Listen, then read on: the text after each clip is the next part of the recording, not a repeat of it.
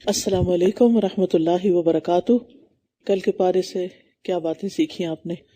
نحمدہ ونصلی علی رسولہ الکریم، اما بعد فاعوذ باللہ من الشیطان الرجیم، بسم اللہ الرحمن الرحیم۔ رب اشرح لی صدری ویسر لی امری واحلل عقدۃ من لسانی یفقہوا قولی۔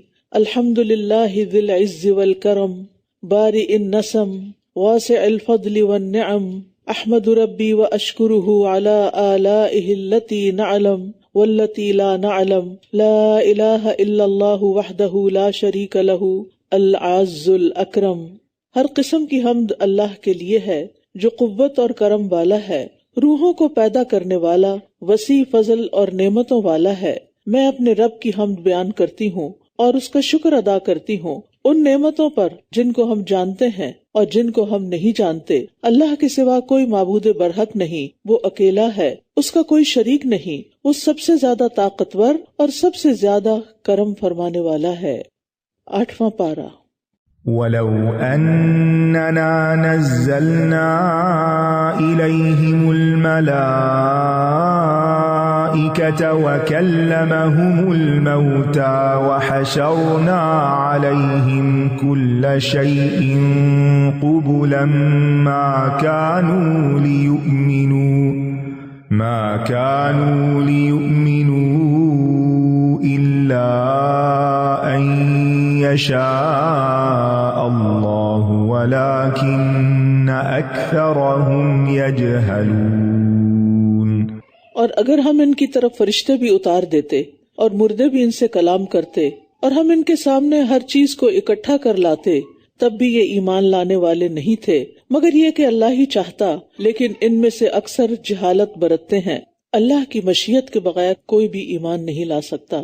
اگر لوگوں کے پاس بڑی بڑی نشانیاں اور معجزات بھی آ جائیں، فرشتے نازل ہو کر رسول کی رسالت کی شہادت بھی دینے لگیں، ان کے ساتھ مردے باتیں کرنے لگیں اور خود ان کو مارنے کے بعد دوبارہ زندہ کر دیا جائے، تو بھی وہ ایمان نہیں لائیں گے جب تک کہ اللہ نہیں چاہے گا، کیونکہ ہر چیز اللہ کے چاہنے سے ہی ہوتی ہے۔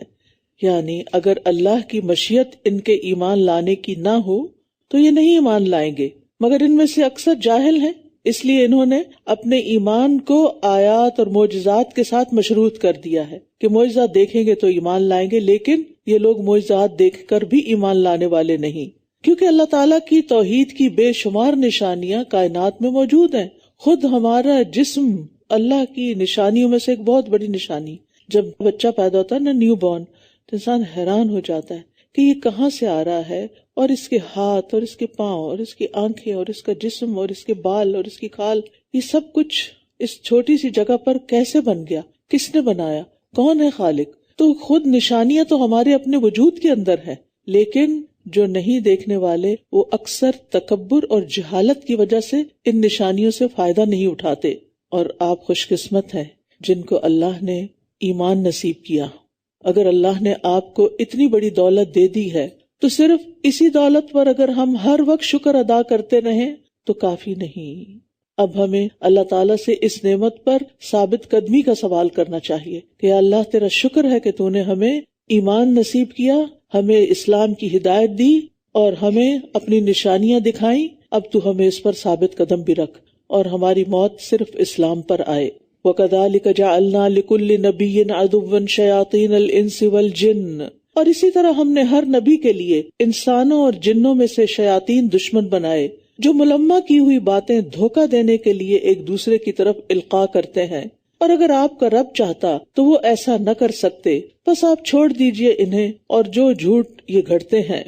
وہی کہتے ہیں خفیہ بات کو، یعنی انسانوں اور جنوں کو گمراہ کرنے کے لیے شیاطین ان کو ہیلے سکھاتے ہیں، وسوسے ڈالتے ہیں تاکہ لوگوں کو دھوکے اور فریب میں مبتلا کر سکیں۔ اور یہ بات عام مشاہدے کی بھی ہے کہ لوگ شیطانی کاموں میں ایک دوسرے کے ساتھ بڑھ چڑھ کے تعاون کرتے ہیں، اسی لیے برائی بہت جلدی پھیل جاتی ہے۔ اور اس سے یہ بھی پتہ چل رہا ہے کہ جس طرح جنوں میں شیاطین ہیں اسی طرح انسانوں میں بھی شیاطین ہیں، اور جن شیاطین کی نسبت انسان شیطان زیادہ سخت ہوتے ہیں۔ مالک بن دینار کہتے ہیں میرے اوپر انسانوں کے شیاطین جنوں کے شیاطین سے بھی زیادہ سخت ہیں، یعنی جو انسان برائی کی طرف بلانے والے ہوتے ہیں، شکوک و شبہات پیدا کرتے ہیں، دلوں میں وسوسے ڈال دیتے ہیں، بدگمانیاں ڈال دیتے ہیں، یہ جن شیاطین سے بھی زیادہ سخت ہوتے ہیں۔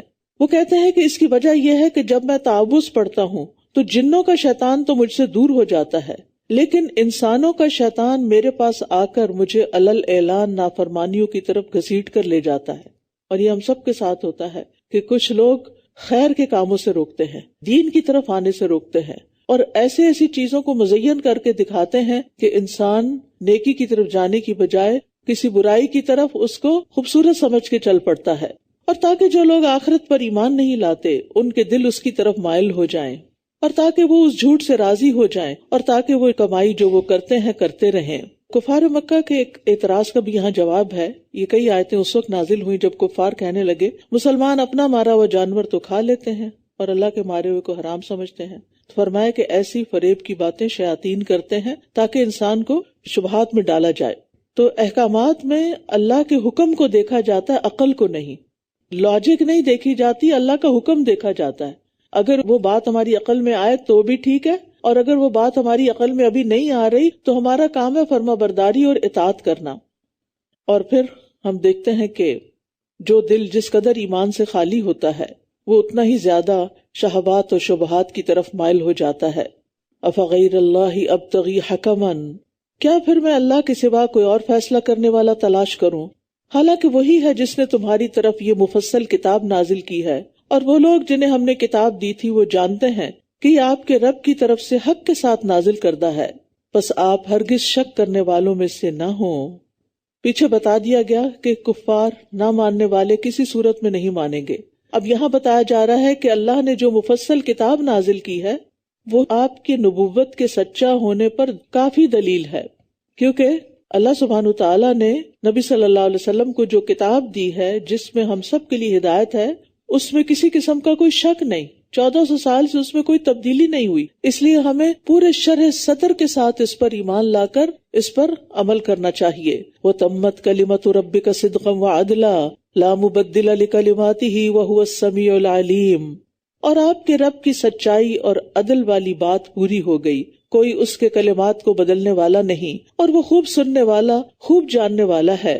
یہاں کلمہ اور کلمات سے مراد قرآن ہے، یعنی قرآن معجزہ ہونے میں اور آپ کی نبوت کے سچا ہونے کی دلیل کے طور پر کافی ہے۔ قرآن مجید کے مضامین دو قسم کے ہیں، یا خبریں ہیں یا احکام ہیں۔ صدق کا تعلق، سچائی کا تعلق خبروں کے ساتھ ہے، چاہے وہ ماضی کی ہو چاہے وہ آئندہ مستقبل کی جنت دوزخ کے بارے میں، اور عدل کا تعلق احکام سے ہے کہ اللہ تعالیٰ نے جو بھی حکم دیا ہے وہ بالکل عدل پر مبنی ہے اور اس میں کسی قسم کی کوئی ظلم و زیادتی نہیں کسی پر، یعنی قرآن میں موجود تمام خبریں سچی ہیں اور تمام احکامات عدل پر مشتمل ہیں، اور ان میں شیطانی وسوسوں کی اور شبہات کی کوئی گنجائش نہیں۔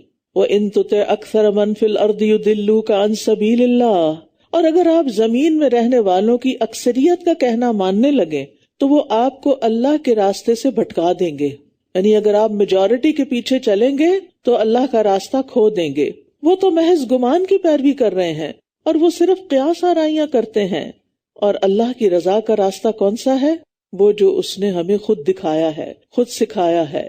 لہٰذا اللہ تعالیٰ کے بتائے ہوئے راستے پر ہی پوری ثابت قدمی سے چلتے رہنا چاہیے، اکثریت کو نہیں دیکھنا چاہیے کہ ٹرینڈز کیا ہے، میجورٹی کیا کر رہی ہے، لوگ کیا کہہ رہے ہیں، زیادہ تر لوگ کس طرف جا رہے ہیں۔ یہ کسی چیز کے سچا اور حق ہونے کی دلیل نہیں ہوتی۔ ہمیشہ اپنے آپ کو اس چیز پر فوکس رکھیں کہ کسی بھی حکم کے بارے میں میرے رب کا کیا فرمان ہے، وہ مجھ سے کیا چاہتا ہے، کیونکہ وہ میرا خالق ہے، وہ میرا مالک ہے، میں نے اسی کی طرف واپس جانا ہے۔ لہٰذا میری سب سے بڑی خواہش یہ ہونی چاہیے کہ میں اس کو راضی کروں، نہ کہ لوگوں کو راضی کرتے ہوئے زندگی بتا دوں۔ آپ مجھے بتائیے کہ کبھی لوگ کسی سے راضی ہوئے ہیں؟ لوگ کبھی راضی نہیں ہوتے۔ لہٰذا اپنے آپ کو اس مشکل میں مت ڈالیے کہ لوگوں کو راضی کرتے کرتے، ان کے پیچھے چلتے چلتے آپ اپنے آپ کو کھپا دیں، اور جس کو راضی کرنا چاہیے اس کو آپ راضی نہ کریں۔ اچھا، لوگوں کو بھی راضی کرنے کا ایک طریقہ ہے، اور وہ کیا ہے؟ اللہ تعالیٰ کے احکامات کی پابندی۔ جب آپ اللہ کا حکم مانیں گے نا، پھر آپ اپنے نفس کے خلاف جا کر بھی بہت سے کام کریں گے جس سے اللہ راضی ہوگا۔ جب اللہ راضی ہو جائے گا تو وہ بندوں کے دل میں آپ کی محبت ڈال دے گا، وہ بندوں کو بھی آپ سے راضی کر دے گا۔ لیکن اگر آپ نے اللہ کو ناراض کر کے بندوں کو راضی کرنے کی کوشش کی تو بندوں نے تو راضی ہونا نہیں اور اللہ بھی ناراض، اور پھر ہم کہاں کے رہیں گے؟ کہیں کے بھی نہیں۔ اس لیے زندگی کا ایک مقصد بنا لیجئے، نو میٹر واٹ، میں نے اپنی پوری کوشش اپنے رب کو راضی کرنے کے لیے لگانی ہے، اور اس بات کے پیچھے نہیں چلنا کہ اکثریت کیا کہتی ہے، کیونکہ اکثر لوگ تو علم ہی نہیں رکھتے، وَلَٰكِنَّ أَكْثَرَهُمْ لَا يَعْلَمُونَ۔ آپ دیکھیے اس وقت مساگا میں کتنے مسلمان ہیں، ان میں سے کتنے پرسنٹ آپ کہیں گے کہ جو قرآن کا فہم حاصل کر رہے ہیں یا قرآن کے مطابق اپنی زندگی بسر کر رہے ہیں؟ تو کیا پھر آپ ان کو دیکھتے ہوئے اپنی زندگی کے طریقے طے کریں گے؟ اسی طرح باقی چیزوں میں بھی آپ دیکھیے، دنیا بھر میں مسلمانوں کی حالت دیکھیے، کتنے لوگ ہیں جو علم کے ساتھ زندگی بسر کر رہے ہیں، اور کتنے لوگ ہیں جو خواہشات پر مبنی زندگی بسر کر رہے ہیں، اور کتنے لوگ ہیں جو صرف ٹرینڈز کو فالو کر رہے ہیں، کہتے اپنے آپ کو مسلمان ہیں لیکن طور طریقے مسلمانوں والے نہیں ہیں۔ تو ہمیں لوگوں کو نہیں دیکھنا، لوگوں کو نہیں دیکھنا، دیکھنا ہے رب کی رضا کو کہ میرا رب مجھ سے کیا چاہتا ہے۔ اللہ کے قلیل بندے ہی شکر گزار ہیں، اور قلیل بندے ہی ایمان اور عمل صالح کرنے والے ہیں، لہٰذا ان قلیل میں شامل ہو جائیں۔ ان ربک هو اعلم من يضل عن سبیلہ وهو اعلم بالمہتدین۔ بے شک آپ کا رب زیادہ جانتا ہے کہ کون اس کے راستے سے بھٹکا ہوا ہے، اور وہی ہدایت پانے والوں کو بھی خوب جانتا ہے۔ اس سے بھی کیا ظاہر ہوتا ہے کہ اصل معاملہ تو پھر اللہ ہی کے ساتھ ہے، اللہ کے سامنے سچا ہونے کی ضرورت ہے، اللہ کے ساتھ اپنا معاملہ درست کرنے کی ضرورت ہے۔ فَكُلُوا مِمَّا ذُكِرَ اسْمُ اللَّهِ عَلَيْهِ إِن كُنتُم بِآيَاتِهِ مُؤْمِنِينَ۔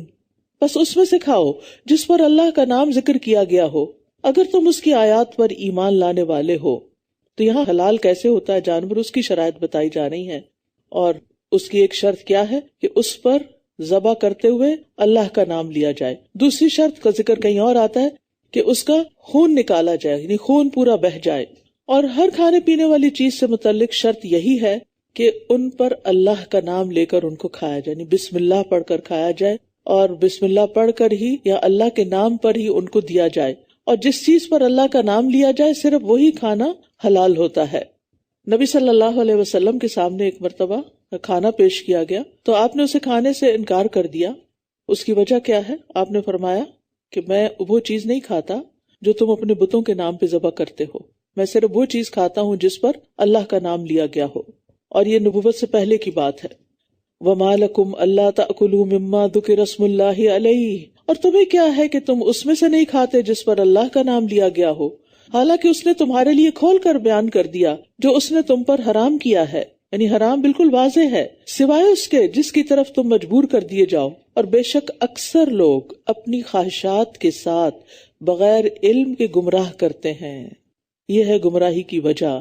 بے شک آپ کا رب حد سے تجاوز کرنے والوں کو خوب جانتا ہے۔ تو ایک ہے اللہ کی ہدایت اور دوسری ہے خواہشات کی پیروی، تو ان دونوں میں سے ہمیں کس کو چوز کرنا ہے؟ اللہ کی ہدایت کو، کیونکہ یہی اصل دین ہے۔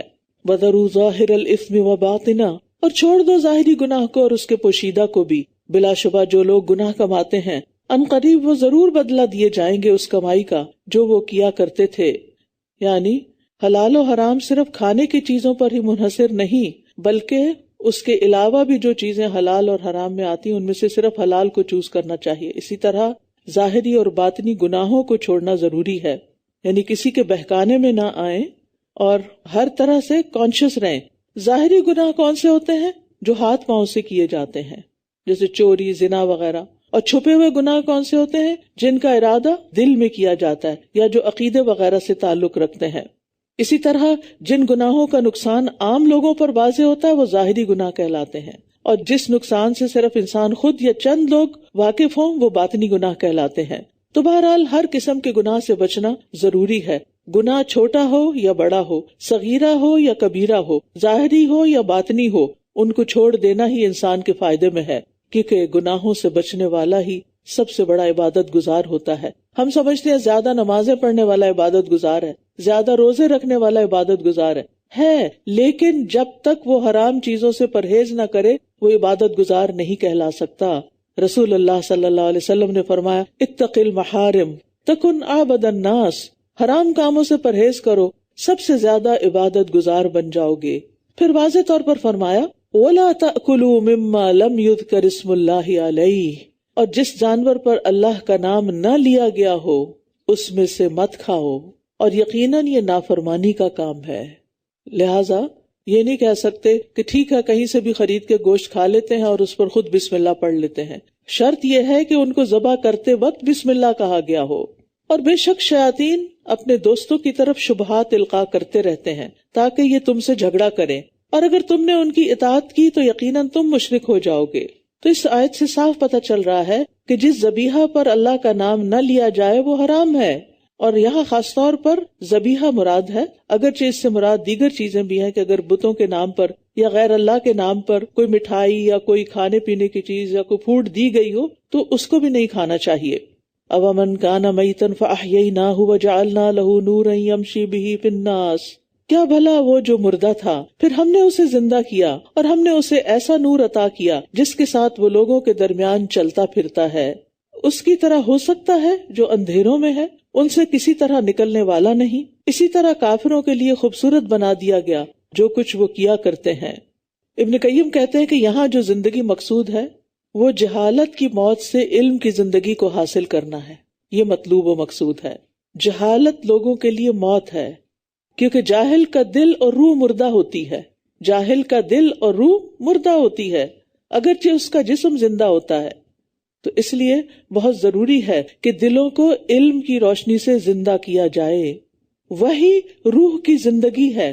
جیسا کہ زمینی خوراک جسم کی زندگی ہے، یعنی زمین سے اگنے والی چیزیں کھا کے ہم زندہ رہتے ہیں، اور ہماری روح زندہ ہوتی ہے جب وحی الہی سے ہم اس کو فیڈ کرتے ہیں. تو جو شخص کسی بھی چیز کی روح کو کھو دیتا ہے وہ نقصان اٹھاتا ہے. کوئی انسان ہو، کوئی جانور ہو، جب اس کی روح نکل جاتی ہے تو پھر کیا ہوتا ہے؟ وہ ختم ہو جاتا ہے. اسی طرح کچھ لوگ زندہ لاشیں ہوتے زندہ ہیں لیکن ان کے دل مردہ ہو چکے ہوتے ہیں. یا تو ایمان نہیں ہوتا یا ایمان کے تقاضے پورے نہیں ہو رہے ہوتے، جیسے تقویٰ ہے، توکل ہے، قناعت ہے، رغبت ہے، اللہ کی خوف ہے، خشیت ہے، محبت ہے، یہ چیزیں دل میں نہیں ہوتی. اور یا پھر یہ ہے کہ علم ہی نہیں ہوتا، یعنی وہ علم جو اللہ تعالیٰ نے بھیجا. تو یہ علم وحی جو ہے یہ دلوں کو زندگی بخشتا ہے. تو کہ وہ شخص جو پہلے مردہ تھا، یعنی ایمان نہیں تھا تو ایمان لے آیا، یا علم نہیں تھا، جاہل تھا، تو پھر علم سیکھ لیا اور ہم نے اسے ایسا نور عطا کر دیا جس کے ساتھ وہ لوگوں کے بیچ میں چلتا پھرتا ہے. یعنی جب اس کو ایمان اور علم دو نعمتیں مل گئیں تو دراصل اسے وہ روشنی ملی کہ جس کے ساتھ اس کو ایک فرقان ایسا مل گیا کہ رہتا عام لوگوں میں ہے لیکن کرتا وہ ہے جو اللہ نے ایمان اور علم کی نعمت کی روشنی کی شکل میں اس کو عطا کیا. اس کے اندر ایک فرقان ہوتا ہے، اس کے اندر ایک پہچان ہوتی ہے کہ صحیح کیا ہے اور غلط کیا ہے. تو یہ دو کردار ہیں، ایک ایمان اور علم کے ساتھ ہے اور دوسرا کفر اور جہالت کے ساتھ. یہ دونوں برابر نہیں ہو سکتے. اور اسی طرح ہم نے ہر بستی میں اس کے بڑے بڑے مجرموں کو لگا دیا کہ یہ اس میں چالیں چلیں، اور یہ چالیں نہیں چلتے مگر اپنے ہی آپ سے، مگر یہ شعور نہیں رکھتے. یہاں مسلمانوں کو تسلی دی جا رہی ہے کہ جو لوگ ان کے خلاف سازشیں کر رہے ہیں وہ ان سے مت گھبرائیں. اس قسم کی سازشیں ہر دور میں ہوتی رہیں، انبیاء کرام کے خلاف ہوتی رہیں، لیکن بالآخر انجام ایمان والوں کا ہی بہتر ہوا. سازشیں اور چالیں چلنے والوں کو ہی نقصان دیتی ہیں. کبھی دنیا میں بھی ان کا نقصان نظر آ جاتا ہے، لیکن اگر دنیا میں نظر نہ آئے تو آخرت میں تو پتہ چل ہی جائے گا. اور جب ان کے پاس کوئی نشانی آتی ہے تو یہ کہتے ہیں ہم ہرگز ایمان نہ لائیں گے یہاں تک کہ ہم بھی اسی کی مانند دیے جائیں جو اللہ کے رسولوں کو دیا گیا. اللہ خوب جانتا ہے کہاں وہ اپنی رسالت رکھے. جن لوگوں نے جرم کیے انہیں اللہ کے ہاں ذلت اور شدید عذاب ضرور پہنچے گا بوجہ اس کے جو چالیں وہ چلتے تھے. یہاں کفار کے مکر و فریب کا حال بیان کیا جا رہا ہے، لیکن یہ ہے کہ اللہ سبحانہ وتعالی اپنی مرضی سے جس کو چاہتا ہے رسول منتخب کرتا ہے. اللہ نے بندوں کی چاہت کو نہیں دیکھا، اپنی حکمت کو دیکھا، اپنے عدل کو دیکھا. فَمَن يُرِدِ اللَّهُ أَن يَهْدِيَهُ يَشْرَحْ صَدْرَهُ لِلْإِسْلَامِ. پھر اللہ جسے ہدایت دینے کا ارادہ کرتا ہے اس کا سینہ اسلام کے لیے کھول دیتا ہے، اس کا دل کھل جاتا ہے، وہ خوشی سے پھر اسلام قبول کرتا ہے، وہ خوشی سے اسلام کی تعلیم کو حاصل کرتا ہے. اور جسے وہ گمراہ کرنا چاہتا ہے اس کا سینہ بہت تنگ گھٹا ہوا کر دیتا ہے، گویا کہ وہ آسمان میں چڑھ رہا ہو. اسی طرح اللہ ان لوگوں پر نجاست ڈال دیتا ہے جو ایمان نہیں لاتے. تو یاد رکھیے رسالت کی طرح ہدایت اور گمراہی بھی اللہ ہی کے ہاتھ میں ہے. یعنی جس کے لیے اللہ بھلائی کا ارادہ کرتا ہے اس کو دین کی سمجھ دے دیتا ہے. لیکن اللہ کس کے ساتھ بھلائی کا ارادہ کرتا ہے؟ اس کے ساتھ کہ جو ہدایت کا طلبگار ہوتا ہے، ورنہ انسان کی اپنی سرکشی، تکبر اور غرور، انا، ضد، ہٹ دھرمی جیسے شیطان کے اندر تھی، جیسے فرعون کے اندر تھی، تو یہ چیز اس کو ہدایت سے محروم کر دیتی ہے، پھر وہ ہدایت نہیں پاتا۔ شرح صدر کی علامت کیا ہوتی ہے؟ کہ انسان دین اسلام پہ راضی ہوتا ہے، خوش ہوتا ہے کہ اللہ کا بھیجا ہوا محفوظ دین ہے۔ دوسری بات یہ کہ اللہ کا حکم سن کے بندہ خوش ہو جاتا ہے۔ آپ دیکھیں، آپ سب بھی یہاں اس وقت جب قرآن سن رہے ہوتے ہیں تو اپنے دلوں کا جائزہ بار بار لیتے رہا کریں، کیونکہ تیزی کے ساتھ ہم اللہ تعالیٰ کے احکامات کو پڑھ رہے ہوتے ہیں کہ ان احکامات کو پڑھنے کے بعد، سننے کے بعد میرے دل کی کیفیت کیا ہوتی ہے؟ کیا میں خوشی سے سن رہی ہوں؟ کیا میرا دل اس پہ راضی ہے؟ اور کیا اس کو سیکھ کر میرے دل کے اندر ایک سکون آ رہا ہے، میری خوشی میں اضافہ ہو رہا ہے؟ کیونکہ علم اور عبادت جو ہے یہ دلوں میں سکون پیدا کر دیتے ہیں، اور ایسے شخص کو نیکی اور اطاعت کے کاموں میں راحت ملتی ہے، اطمینان ملتا ہے۔ جیسے نبی صلی اللہ علیہ وسلم کو نماز میں کیا ملتا تھا؟ آنکھوں کی ٹھنڈک۔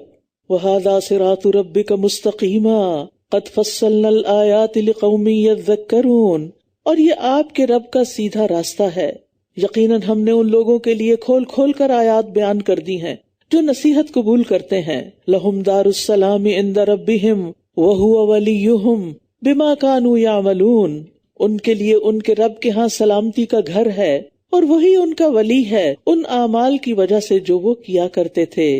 جنت سلامتی کا گھر ہے، راحتوں کا گھر ہے، جہاں انسان کبھی بیمار نہ ہوگا، کبھی موت نہ آئے گی، کبھی بوڑھا نہیں ہوگا، کبھی تکلیف نہ آئے گی، اور وہاں انسان جنت کی نعمتوں کے ساتھ ساتھ اپنے رب کے دیدار سے خوش ہو جائے گا، اور اللہ کی رضامندی پا کر دل اطمینان اور سکون سے بھر جائے گا، کیونکہ مومن کا ساری زندگی کا ہم اور غم ہی یہی تھا کہ میرا رب مجھ سے خوش ہے یا نہیں۔ وَيَوْمَ يَحْشُرُهُمْ جَمِيعًا، اور جس دن وہ ان سب کو اکٹھا کرے گا اور فرمائے گا، اے جنوں کے گروہ، یقیناً تم نے انسانوں کی کثیر تعداد کو اپنا بنا لیا، اور انسانوں میں سے ان کے مددگار کہیں گے کہ اے ہمارے رب، ہم میں سے بعض نے بعض کا خوب فائدہ اٹھایا، اور ہم اپنی اس مدت کو پہنچ گئے جو تو نے ہمارے لیے مقرر کی تھی۔ وہ فرمائے گا، آگ ہی تمہارا ٹھکانہ ہے جس میں تم ہمیشہ رہنے والے ہو، مگر جو اللہ چاہے، بے شک آپ کا رب بہت حکمت والا، خوب علم والا ہے۔ اب یہاں پر ہم دیکھتے ہیں کہ قیامت کے دن لوگ اپنی غلطیوں کا اقرار کر لیں گے۔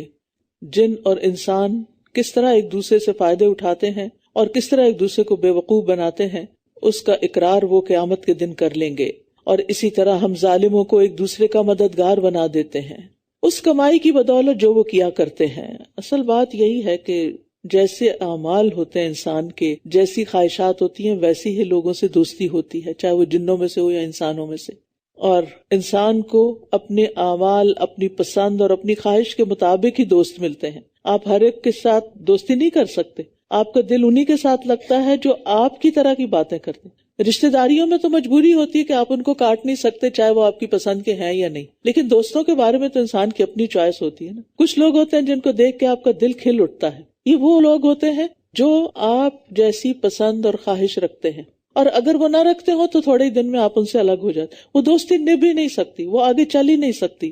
تو اس لیے انسان کو یہ دیکھنا چاہیے کہ وہ کس کو دوست بنائے ہوئے ہے، کیونکہ وہ اپنے دوست کے ہی دین پر ہے، اور مومن مومنوں کے دوست ہوتے ہیں۔ والمؤمنون والمؤمنات بعضهم اولیاء بعض، مومن مرد اور مومن عورتیں ان میں سے بعض بعض کے دوست ہیں، یعنی جس کے اپنے اندر ایمان ہوگا وہ ایمان والے سے ہی محبت رکھتا ہوگا۔ اسی طرح المنافقون والمنافقات بعضهم من بعض، منافق مرد اور منافق عورتیں ان میں سے بعض بعض سے ہیں، یعنی وہ ایک دوسرے سے دوستی رکھتے ہیں۔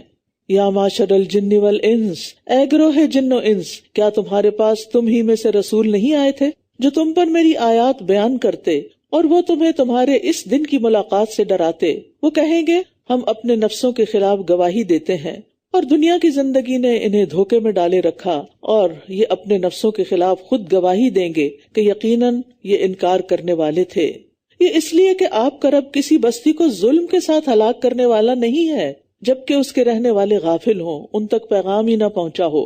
وَلِكُلٍّ دَرَجَاتٌ مِّمَّا عَمِلُوا وَمَا رَبُّكَ بِغَافِلٍ عَمَّا يَعْمَلُونَ، اور ہر ایک کے لیے درجات ہیں ان اعمال کی بدولت جو انہوں نے کیے، اور آپ کا رب اس سے ہرگز غافل نہیں جو یہ کرتے ہیں۔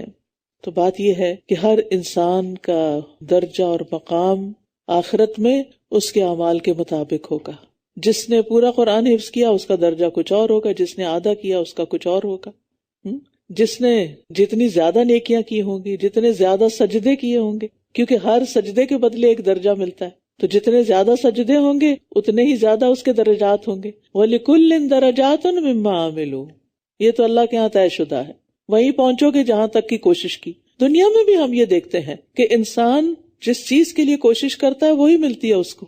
اس کے گولز جو ہیں وہ بہت کم تر درجے کے ہیں تو وہ وہیں پہنچے گا. ہائی اچیورز وہ ہوتے ہیں جو اپنے گول بھی بہت اونچے سیٹ کرتے ہیں. اور پھر من جد وجد، جو کوشش کرتا ہے وہ پا لیتا ہے. دیکھا یہ جاتا ہے کہ آپ کی کوششیں کیا ہیں اور کہاں تک ہیں.